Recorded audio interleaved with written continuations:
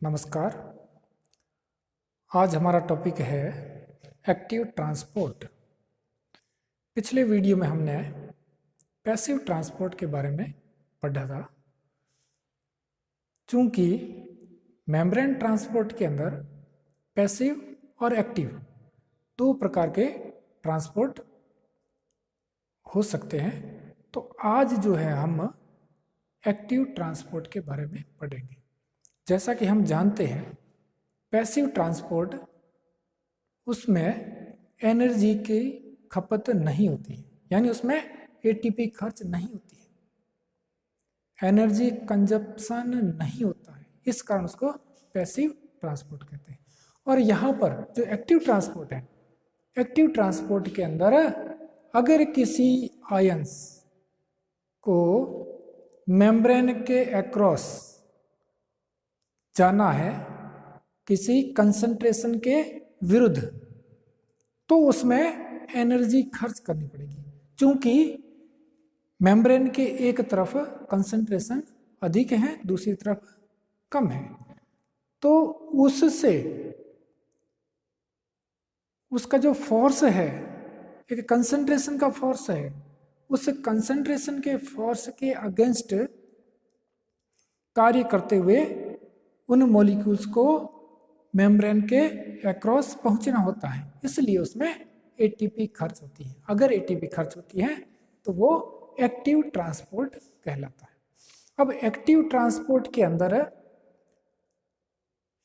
एक तो concentration gradient यह फैक्टर होता है, और दूसरा फैक्टर होता है इलेक्ट्रिकल ग्रेडियंट, जो कि पैसिव ट्रांसपोर्ट में केवल एक फैक्टर था, और वह था कंसंट्रेशन ग्रेडियंट। कंसंट्रेशन ग्रेडियंट यानी एक concentration high to low transport होता था, तो एक कंसंट्रेशन ही एक फैक्टर था कि उसके कारण ही ट्रांसपोर्ट होता था अक्रॉस दी मेम्ब्रेन। यहाँ पर कंसंट्रेशन ग्रेडियंट और दूसरा इलेक्ट्रिकल ग्रेडियंट, इन दोनों जो फैक्टर है इनके कारण ये प्रभावित होगा, यह ट्रांसपोर्ट इन दोनों से प्रभावित होगा।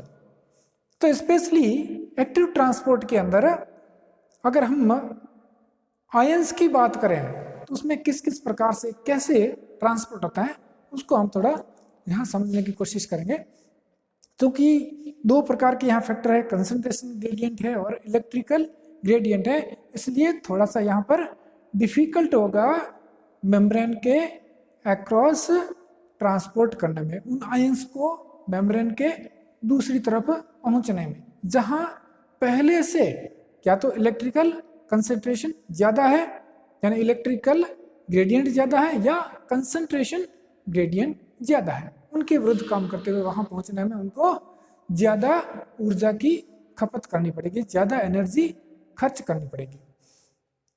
तो इसमें हम देखते हैं कि जो इस संबंध में जो एक्सपेरिमेंट किया था एक डोनान ने 1911 के अंदर, तो उसमें उन्होंने एक ऐसी नेगेटिवली चार्ज्ड सेल यानी ऐसी कोशिका जिसका साइटोप्लाज्म नेगेटिवली चार्ज्ड है, यानी उसका इलेक्ट्रिकल ग्रेडियंट, यहाँ इलेक्ट्रिकल ग्रेडियंट के संदर्भ में बात कही गई है, ये एक्सपेरिमेंट वो किया गया था। तो उसमें जो नेगेटिवली चार्ज्ड साइटोप्लाज्म वाला साइटोसोल वाला जो सेल है, उसको अगर पोटेशियम क्लोराइड के घोल के अंदर रख दिया जाए तो उसमें क्या होगा। तो उसमें उन्होंने दो प्रकार की संभावनाएं बताई।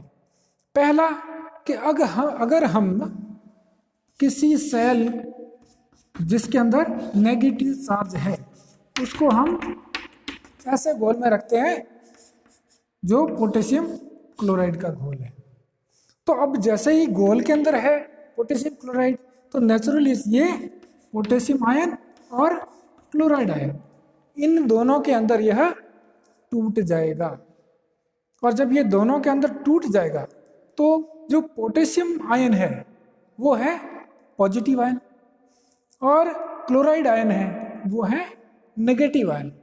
तो नेगेटिव और पॉजिटिव ये दो प्रकार के आयन इस सेल के बाहरी सॉल्यूशन के अंदर, बाहरी जो घोल है उसके अंदर ये है।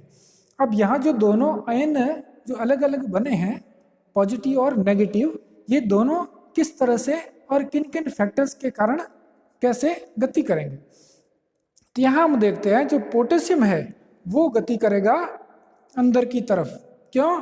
क्योंकि यहाँ पर नेगेटिव चार्ज है इसका।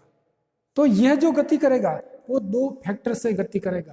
पहला फैक्टर होगा इलेक्ट्रिकल ग्रेडियंट, यानी बाहर की तरफ पॉजिटिव और नेगेटिव दोनों है जबकि अंदर सिर्फ नेगेटिव है, यानी अंदर की तरफ नेगेटिव चार्ज है। तो पॉजिटिव से नेगेटिव की तरफ आयंस मूव करेंगे, मूव करके सेल के अंदर जाएंगे, साइटोसोल में अंदर जाएंगे, साइटोप्लाज्म के अंदर एंटर कर जाएंगे थ्रू प्लाज्मा मेम्ब्रेन। तो ये ट्रांसपोर्ट इसके कारण हुआ है। दूसरा जो क्लोराइड आयन है, ये आयन चूंकि अंदर नेगेटिव चार्ज है तो जो इलेक्ट्रिकल ग्रेडियंट है वह तो इसके अगेंस्ट है, नेगेटिव अंदर भी है, ये नेगेटिव बाहर ही, तो ये बाहर से अंदर एंट्री करने की कोशिश करेगा तो उसको इलेक्ट्रिकल ग्रेडियंट रोकेगा। लेकिन जब ये दूसरा जो फैक्टर है जो कंसंट्रेशन ग्रेडियंट है, उस कंसंट्रेशन ग्रेडियंट के कारण, क्योंकि क्लोराइड का जो कंसंट्रेशन है बाहर ज़्यादा है अंदर कम है, इसलिए ये बाहर से अंदर गति करेंगे। तो इसकी गति की जो रेट है वो कंपैरेटिवली कम होगी, क्योंकि एक फैक्टर से ही ये ड्रॉ हो रहा है, एक फैक्टर के कारण ही इसमें अक्रॉस द मेम्ब्रेन मूवमेंट हो रहा है। यानी ये जो मूवमेंट जो हो रहे हैं आयंस के, वो इलेक्ट्रिकल ग्रेडियंट और कंसंट्रेशन ग्रेडियंट, और ये जो दोनों हैं उसके कारण उनका दोनों का इक्विलिब्रियम बनता है, यानी दोनों जो है रेसिप्रोकल है एक दूसरे के। इसलिए ये एक एक्सपेरिमेंट के द्वारा आयन जो है वो किस तरह से अक्रॉस द मेम्ब्रेन मूवमेंट करते हैं, कैसे ट्रांसपोर्ट होते हैं, उसके बारे में कंसंट्रेशन ग्रेडियंट और इलेक्ट्रिकल ग्रेडियंट, इसके बारे में इस एक्सपेरिमेंट के द्वारा समझाया गया था। अब हम चलते हैं कि मेम्ब्रेन के अक्रॉस जो एक्टिव ट्रांसपोर्ट है, तो एक्टिव ट्रांसपोर्ट है तो हम जानते हैं कि वो बाई एक्सपेंडिचर ऑफ एनर्जी ही संभव होगा। जब ऊर्जा खर्च होगी उसके द्वारा ही यह ट्रांसपोर्ट संभव होगा। तो अगर हम बात करें एक्टिव ट्रांसपोर्ट ऑफ आयंस, तो उसमें हम कई सारी हमारी बॉडी की जो सेल्स है उसके अंदर हम पाते हैं कि कुछ जो इस आयंस के ऐसे पंप चलते हैं, जिसमें से एक है सोडियम पंप। इस सोडियम पंप के माध्यम से एनर्जी खर्च करके और कुछ सेल्स के अंदर ion across the membrane move होते हैं, साइटोप्लाज्म में या एक्स्ट्रा सेलुलर फ्लूइड में, या हो सकता है जो इंट्रासेलुलर यानी जो सेल के अंदर सेल ऑर्गेनेल्स हैं उनके चारों तरफ जो मेम्ब्रेन है उसके अक्रॉस भी हो सकते हैं, यानी साइटोप्लाज्म और विद इन ऑर्गेनेल्स के जो इंटरनल पार्ट है, इनर साइड है उसमें और आउटर साइड उसमें भी मूवमेंट हो सकता है। हम एग्जांपल ले सकते हैं नर्व सेल और मसल्स सेल का। नर्व सेल में जो नर्व ट्रांसमिशन होता है, जो इम्पल्स ट्रांसमिशन होता है, उन इम्पल्स ट्रांसमिशन में जो उसकी मेम्ब्रेन होती है उसमें पॉजिटिव और नेगेटिव इस प्रकार का पोटेंशियल डेवलप होता है, यानी या तो मेम्ब्रेन, आउटर मेम्ब्रेन और इनर मेम्ब्रेन, इन दोनों के अंदर जो पॉजिटिव और नेगेटिव आयन है उसके डिफरेंस के आधार पर उसमें आयनिक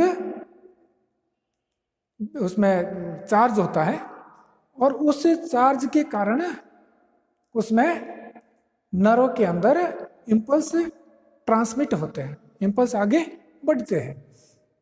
तो उस दौरान सोडियम और पोटेशियम इनका पंप चलता है और यह बाई एक्सपेंडिचर ऑफ एटीपी चलता है। तो वो किस प्रकार से चलता है, जैसे ये एक सेल है, इस सेल के अक्रॉस सोडियम या पोटेशियम ये दोनों किस तरह से अंदर पहुंचते हैं, किस तरह से बाहर निकलते हैं।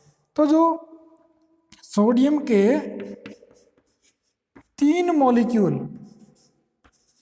अगर across the membrane inner side means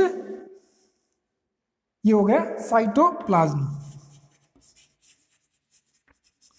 cytoplasm से outer side means extra cellular fluid.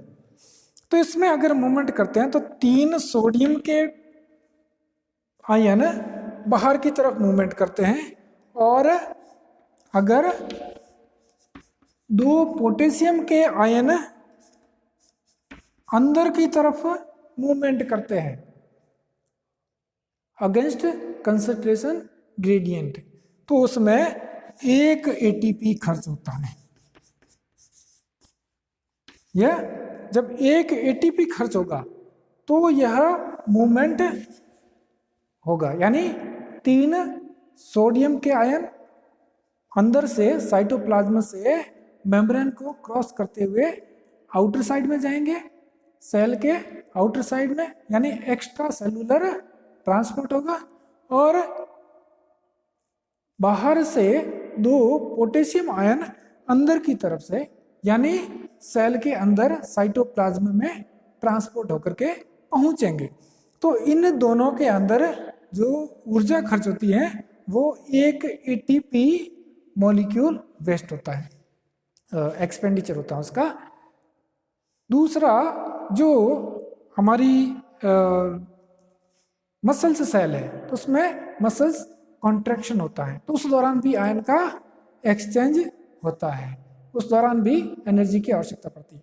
तो ये जो सोडियम पोटेशियम पंप जो चलता है, इस सोडियम पोटेशियम पंप के द्वारा ही हमारी जो शरीर की जितनी भी जो ऊर्जा है एटीपी के रूप में, उसका 1/3 1/3 भाग केवल और केवल इसके अंदर सोडियम पोटेशियम पंप के दौरान खर्च हो जाता है। यानी ये अगेंस्ट ग्रेडियंट काम करता है, against electrical gradient, against concentration gradient, उसके अगेंस्ट काम करने से उनको एटीपी खर्च करनी पड़ती है और पूरी एटीपी जो हमारी जितनी जनरेट होती है उसका 1/3 1/3 भाग इस पंप के द्वारा खर्च हो जाता है। यानी बहुत बड़ी ऊर्जा इसके अंदर लगती है। हमारा जो नर्व ट्रांसमिशन है, नर्व कंडक्शन है, विभिन्न प्रकार के हमारे जो नर्वस सिस्टम से जो मैसेजेस जो टारगेट ऑर्गन्स है वहाँ तक भेजे जाते हैं, या जो हमारे रिसेप्टर्स है, जो सेंस ऑर्गन्स है, वहाँ से सेंसेज को ग्रहण करके और हमारे सेंट्रल जो प्रोसेसिंग यूनिट एंड ब्रेन है वहाँ तक पहुँचाए जाते हैं। तो उस समय नर्व कंडक्शन होता है। तो उस दौरान ये पंप चलते हैं, उससे नर्व के अंदर इम्पल्स ट्रांसमिट होते हैं एक स्थान से दूसरे स्थान तक। तो इस दौरान ये एनर्जी खर्च होती है। तो एक तो ये हो गया। दूसरा, इसके अंदर जब आरबीसी और सार्कोप्लाज्मिक रेटिकुलम जो कि मसल्स सेल के अंदर पाई जाती है, जैसे एंडोप्लाज्मिक रेटिकुलम अन्य सेल में होती है, उसी तरह से जो मसल्स सेल है उसके अंदर सार्कोप्लाज्मिक रेटिकुलम होती है। तो उसमें जो कैल्शियम आयन है उसका किस प्रकार से अंदर और बाहर की तरफ मूवमेंट होता है, और वो जो मूवमेंट होता है वो भी against concentration gradient and against electrical gradient चलता है, इसलिए उसमें भी ऊर्जा खर्च होती है। आरबीसी है, आरबीसी के अंदर से कैल्शियम पंप के द्वारा कैल्शियम लगातार प्लाज्मा में आता रहता है, ब्लड प्लाज्मा में आता रहता है। तो वह भी अंदर आरबीसी के अंदर की साइड में कैल्शियम की कंसंट्रेशन लगातार कम रहती है बनिस्पत प्लाज्मा के, यानी अंदर जो कैल्शियम है वो मूव होकर के अक्रॉस दी मेम्ब्रेन, यानी जो आरबीसी की प्लाज्मा मेम्ब्रेन है उसको क्रॉस करते हुए बाहर पहुंच जाता है। इसी तरह से जो सार्कोप्लाज्मिक रेटिकुलम है यानी मसल्स सेल है, उस मसल्स सेल के अंदर जब मसल्स कॉन्ट्रैक्शन होता है, पेशियों के अंदर संकुचन होता है, हम कोई भी कार्य करते हैं उसमें संकुचन के द्वारा हमारी जो मसल्स है वो मूवमेंट करती है, और जब उसमें रिलैक्सेशन होता है तो उस समय वो वापस जो है शिथिल हो जाती है। तो ये जो मूवमेंट होता है ये डिपेंड करता है कैल्शियम का कंसंट्रेशन उस साइटोप्लाज्म में कितना है। यानी सेल जो है एक सार्कोप्लाज्मिक सेल सार्कोप्लाज्म है, तो सार्कोप्लाज्मिक सेल के अंदर यानी मसल सेल के अंदर उसका साइटोप्लाज्म है, उसमें कितना कैल्शियम की कंसंट्रेशन है।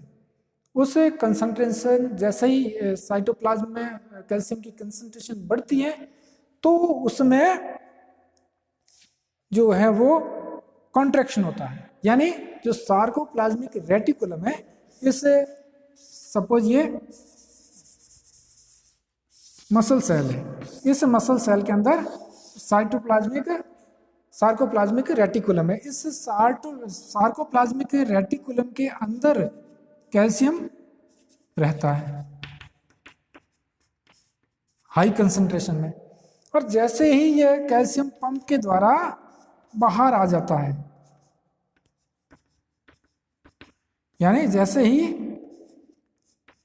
कैल्शियम पंप के द्वारा यह साइटोप्लाज्म में पहुंचता है तो उसमें मसल्स कॉन्ट्रैक्शन शुरू होता है, और जैसे ही मसल्स कॉन्ट्रैक्शन कंप्लीट हो गया उसके बाद में मसल्स को जब रिलैक्स होना होता है, उस दौरान जब यह कैल्शियम जो बाहर आता है साइटोप्लाज्म में आया था वो वापस सार्कोप्लाज्मिक रेटिकुलम के अंदर, सार्कोप्लाज्मिक रेटिकुलम की जो मेम्ब्रेन है, प्लाज्मा मेम्ब्रेन है, उसके थ्रू अंदर चला जाएगा। यानी जो बाहर कंसंट्रेशन अधिक थी अंदर कम हो गई थी, अगेंस्ट कंसंट्रेशन और अगेंस्ट इलेक्ट्रिकल ग्रेडियंट काम किया था। फिर बाहर ज़्यादा थी अंदर कम हो गई वापस, तो बाहर से वापस अंदर जाएगा तो अंदर बढ़ जाएगी बाहर कम रहेगी, यानी उसमें भी against concentration and against electrical gradient काम किया। तो दोनों समय ऊर्जा की खपत होगी और वो खपत एटीपी के रूप में होगी। तो इस तरह से कैल्शियम सोडियम पंप और पोटेशियम सोडियम पोटेशियम पंप और कैल्शियम पंप, इसके द्वारा आयनों का मेम्ब्रेन के अक्रॉस मूवमेंट एनर्जी खर्च करने के साथ होता है, यानी एनर्जी कंज्यूम होती है तभी इस प्रकार का मूवमेंट उसमें होता है। और इस प्रकार के जितने भी मूवमेंट हैं वो सारे के सारे एक्टिव ट्रांसपोर्ट के अंदर आते हैं। यानी कोई भी आयन, कोई भी मॉलिक्यूल जो across the membrane concentration against concentration gradient या अगेंस्ट इलेक्ट्रिकल ग्रेडियंट मूव करते हैं, जिसमें एनर्जी कंज्यूम होती है, एटीपी खर्च होती है, तो उस प्रकार के जितने भी ट्रांसपोर्ट है वो सारे के सारे एक्टिव ट्रांसपोर्ट कहलाएंगे।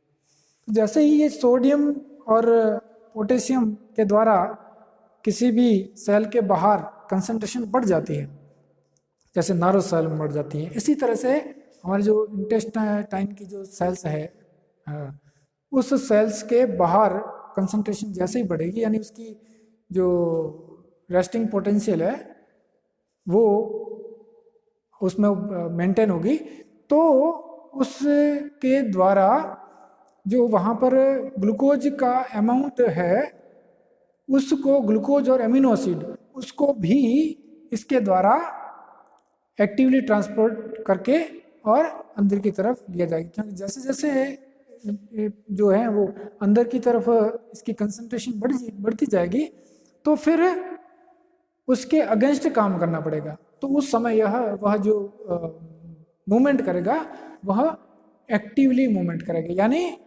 बाई फोर्स काम करेगा, और फोर्स होगा हमारी एटीपी एनर्जी। एटीपी खर्च करने पर फोर्स वह जनरेट होगा। तो इस तरह से कोई भी मॉलिक्यूल या ion across the membrane energy की खपत के आधार पर अगर होता है तो वह एक्टिव ट्रांसपोर्ट कहलाता है। धन्यवाद।